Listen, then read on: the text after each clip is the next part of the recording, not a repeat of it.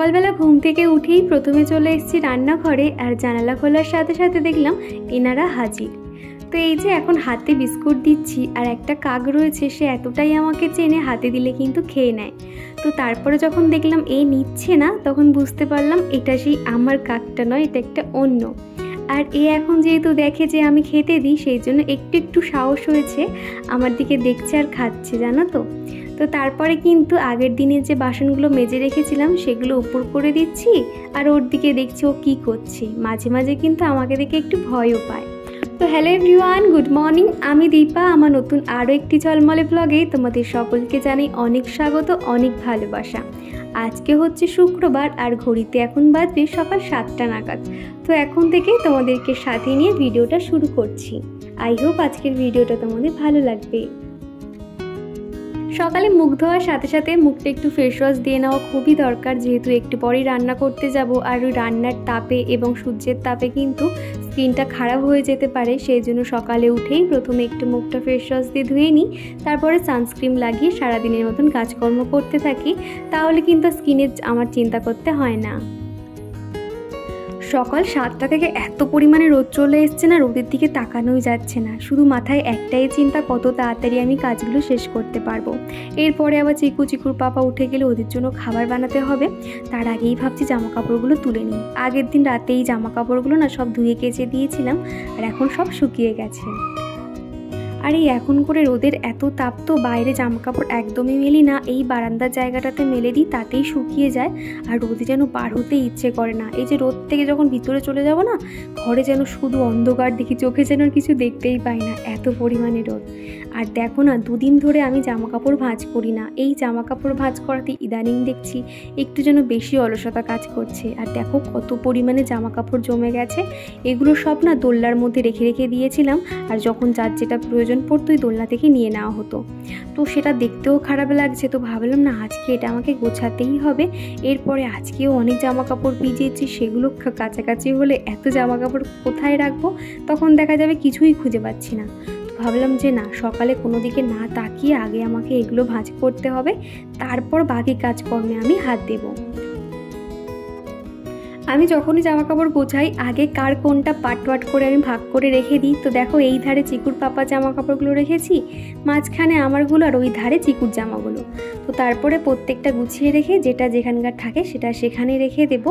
আর এই শোকেসের এই জায়গাটাতে না আমি যত বেডশিট, বালিশের কভার এই সমস্তই রাখি। তো আগের দিন তো দেখেছো বেডশিটটা কেচে দিয়েছিলাম, কয়েকটা বালিশের কভারও কেচেছিলাম। তো সেগুলো এখন সমস্তটা শুকিয়ে গেছে, সুন্দর করে ভাঁজ করে এখানটাতে গুছিয়ে রাখছি। এখানটাতে এমনভাবে রাখি তো যাতে আমি সমস্ত কিছু দেখতে পাই, আর হাতের কাছে থাকলে পেয়েও যাব।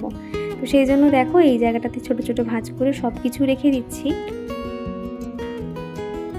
আর এই শোকেসটা দেখতে অনেকটা বড় মনে হলেও ভিতরের পেসগুলো কিন্তু অনেকটাই ছোট।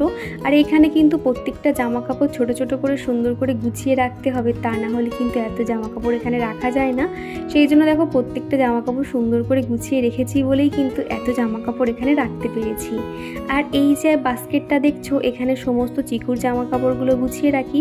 একদিকে প্যান্ট, গেঞ্জি, শার্ট, টি শার্টগুলো এইভাবে পাটে পাটে করে রাখি, তো সেগুলো রেখে দিলাম। আর যে জামাগুলো টুকটাক ওই এদিক ওদিক যাই আর কি, বিকেলে করে চিকুকে নিয়ে বার হই, সেগুলো কয়েকটা ধুয়ে দিয়েছিলাম।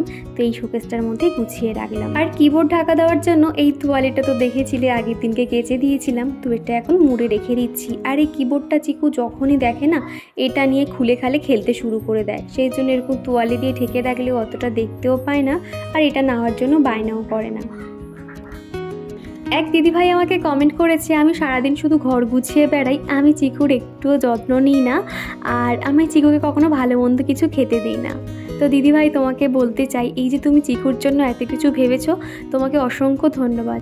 নিজে কি কাজকর্ম করছি সেগুলো ক্যামেরা বন্দি করা তাও সহজ, কিন্তু একটা বাচ্চাকে খাওয়ানো, ওই যে খাওয়ানোর বায়না, সেই সময় আমি ক্যামেরা বন্দি করতে সত্যি পারি না। আরও রইল তোমার ডিম সেদ্ধ খাওয়ানোর কথা। আগে চিকুকে প্রতিদিন, মানে প্রতিদিন বলতে গেলে হ্যাঁ, দুদিন ছাড়া ছাড়া একদিন পরপর কিন্তু ওকে ডিম সেদ্ধ, চিকেন এরকম দিতাম। এখন একদমই দিই না। মাঝে করে চিকুর প্রচণ্ড শরীর খারাপ হয়ে গেছিলো, পেট গরম। তো সেখান থেকে ডক্টর এটা বলে দিয়েছিল ওকে যাতে কোনো রকম কিছু তেল জাতীয় খাবার বা শরীর হিট করবে যে খাবারগুলো যাতে একদমই না দিই। সেখান থেকে দেখো এই মুড়ির ছাতু বাতাসা দিয়ে, তারপরে তোমার ছাতুর ঘোল এরকম জাতীয় খাবার খাওয়াই, পাতলা ডাল দিয়ে ভাত খাওয়াই। আমার মনে হয় ওই মাছ মাংস ডিম খাওয়ানোর থেকে যেগুলো খেলে আপাতত আমার বাচ্চাটা এখন সুস্থ থাকবে সেই খাবারগুলোই ওকে খাওয়াচ্ছি। এই খাবার খাওয়ানোগুলো কিন্তু পালিয়ে যাবে না, আমি ঠিক পরে খাওয়াতে পারবো, কিন্তু এই যে বাচ্চা অসুস্থ হয়ে পড়লে একটা মায়ের কিন্তু খুব কষ্ট হয় আর সব দিক থেকে সমস্যা হয়ে যায় একা সংসারে। তো প্রত্যেকটা মাই চায় যে তার সন্তান একটু সুস্থ থাকবে, খাবার দাবার খাবে। ওই যে বাচ্চারা যখন পেট ভর্তি করে খাবার খায় না, তার মাদের যে কী শান্তি হয়, যেন মনে হয় স্বর্গ সুখের মতন একটা শান্তি পাওয়া যায়। তো এটা যারা মায়েরা আছো তোমরা তো জানোই। আর সেখানে যদি চিকুকে এই সমস্ত না খেতে দিতে পারি নিজেরই খারাপ লাগে, কিন্তু সবার আগে বাচ্চার সুস্থতা, তাই না? আর এদিকে আমার ইনডোর প্ল্যান্টগুলো দেখো কি অবস্থা হয়ে রয়েছে। এত রোদের তাপে না মাটিগুলো সমস্তটাই ফেটে গেছে, শক্ত হয়ে বসে গেছে।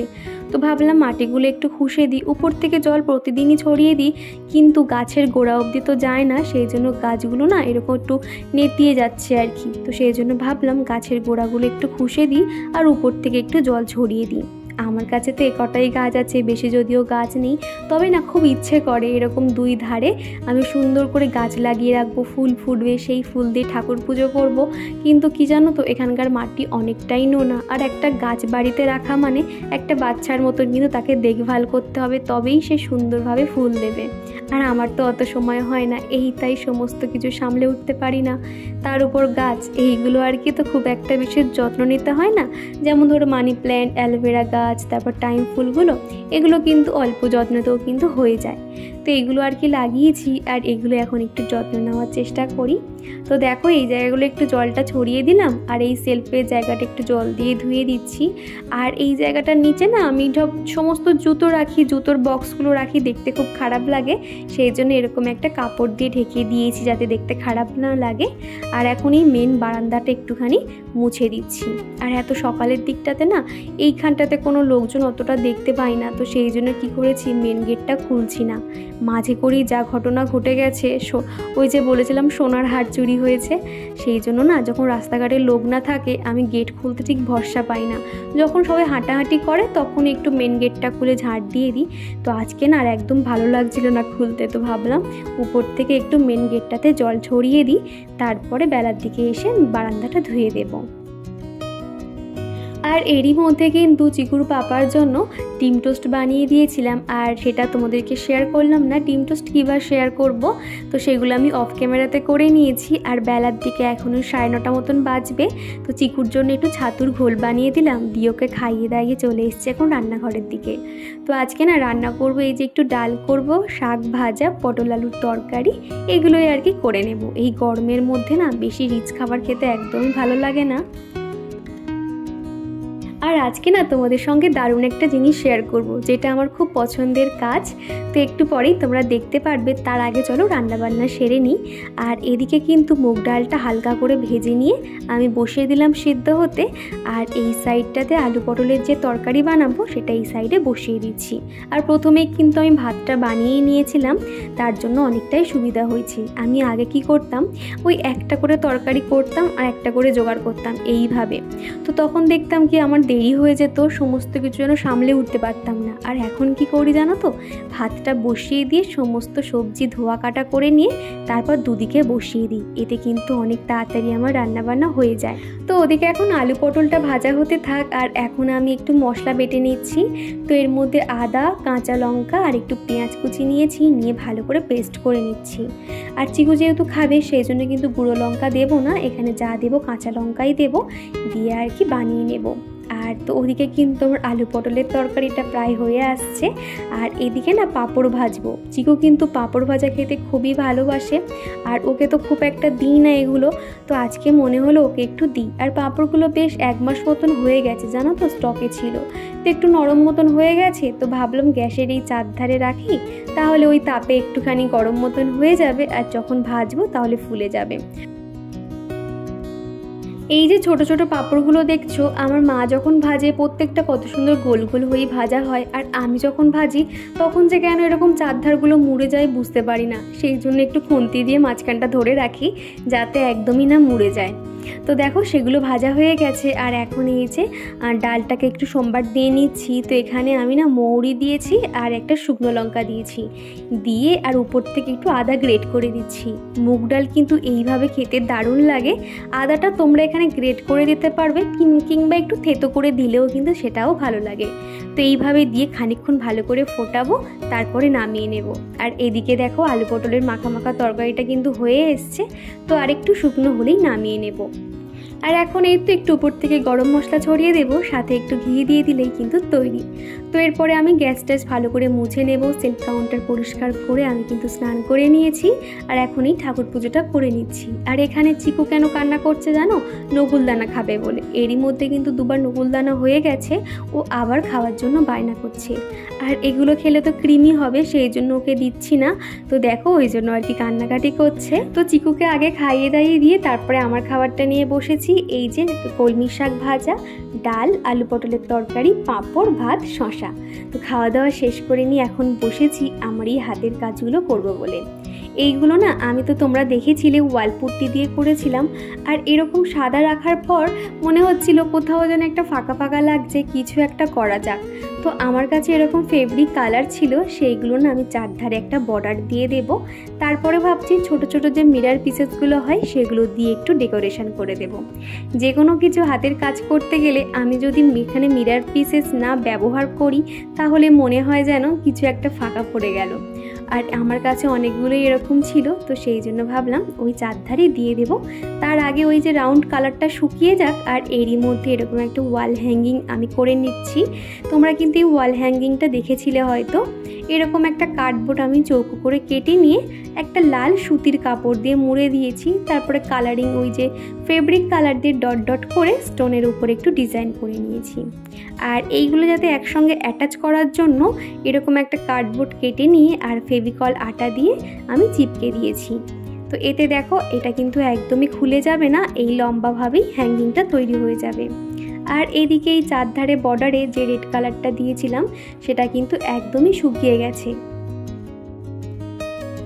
এই মিরার পিসেসগুলো লাগানোর আগে আমি কিন্তু আগে একটু ফেভিকল আটা দিয়ে নিয়েছি, তারপরে এগুলো লাগাচ্ছি।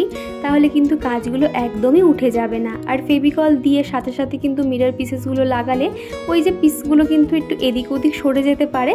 কি করেছি আগে ভাগে লাগিয়েই নিই, তারপরে রেডি করেছি। আমাদের যখন ঘর সাজানোর ইচ্ছে হবে তখন যদি চট করে দোকানে না গিয়ে বাড়িতে এরকমই একটা সুন্দর জিনিস সাজিয়ে নিতে পারি, এর থেকে ভালো মনে হয় কিছু হয় না। ওই যে দামি দামি জিনিস কিনে ঘর সাজানোর থেকে নিজের তৈরি হাতের কোনো জিনিস দিয়ে ঘর সাজানোর মধ্যে কিন্তু একটা আলাদাই আনন্দ কাজ করে। আমার তো এটা মনে হয়। তোমরা চাইলে যে কোনো প্লাস্টিকের যে জলের বোতলগুলো হয় সেগুলোও তোমরা কালার করে তোমরা কিন্তু যে কোনো ফ্লাওয়ার ভ্যাস বানিয়ে নিতে পারো, তো সেটাও কিন্তু ভালো লাগে। আবারও তোমাদের সঙ্গে দেখা হচ্ছে সেই সন্ধেবেলা। আর এখনই 6:30 7টা মতন বাজে। তো এখন আমি সন্ধে দেব। তার আগে একটু ভগবানের নাম শুনি এরকম বক্সে, বেশ ভালো লাগে জানো তো। চারিদিকে যেন একটা গুড ভাইবস থাকে এবং যেন ঠাকুরের পুজো দেওয়ার মনোযোগটা অনেক বেড়ে যায়। তা আমি আর চিকু এখন বসে ঠাকুর পুজোটা করে নিচ্ছি, তারপরে কিন্তু বাদবাকি কাজকর্ম করব। অন্য সময় দেখা যায় বিকেল হলেই কিন্তু চিকুকে নিয়ে আমি বার হই, ওই রাস্তার এদিক ওদিক আর হেঁটে আসি। আজকে কিন্তু আর ওকে নিয়ে বার হইনি, কেননা চিকুর পাপা যাওয়ার সময় বলে গেল যে আজকের বিকেল থেকে বৃষ্টি শুরু হবে। আর সেই জন্য না আমি ঠিক ভরসা পেলাম না ওকে নিয়ে একা বার হব বলে। আগের দিন ব্লগে তোমরা যারা কমেন্ট করেছিলে তাদের নামগুলো হলো ফারহানা আক্তার, মিশু মামুন ব্লগ, মালিনী চক্রবর্তী, কাজল, রিঙ্কি, সোনিয়া, কেয়ার ফ্যামিলি, রিয়া মুখার্জি, মৌ লাইফস্টাইল, দেবারতী সরকার, টুম্পা পাল, রিয়া ঘোষ, দেউ উইথ ডলি, শুভজিৎ মণ্ডল, আমাদের গল্প কথা। তো দিদিভাই বোনেরা তোমাদেরকে অসংখ্য ধন্যবাদ। আগামী দিনগুলো ঠিক এইভাবে আমার পাশে থেকে যেও। আর আজকে যেহেতু পূর্ণিমা সেই জন্য কিন্তু ধুনো দেখাচ্ছি। প্রত্যেক পূর্ণিমা অমাবস্যাতে কিন্তু আমি এরকম ধুনো দেখাই, আর এতে কিন্তু সংসারের জন্য অনেক মঙ্গল শুনেছি। তো তারপরে এই যে প্রত্যেকটা জায়গায় ধুনো ঘুরিয়ে দিলাম। আর এখন একটু মুড়ি মাখবো আমার জন্য আর চিকুর জন্য। আর এই যে আমার বৌদি আমার জন্য না লঙ্কার আচার এনেছিল, এত সুন্দর টেস্টি খেতে না, মুড়ি দিয়ে ভাত দিয়ে কিন্তু দুর্দান্ত লাগে। তো আমার জন্য একটু আচার দিয়ে মেখে নিলাম আর চিকুর জন্য প্লেন চানাচুর মুড়ি দিয়ে খেতে দিচ্ছি। তো চলো বন্ধুরা, আজকের ভিডিওটা এই পর্যন্ত, আবারও দেখা হচ্ছে। তো চলো, টাটা।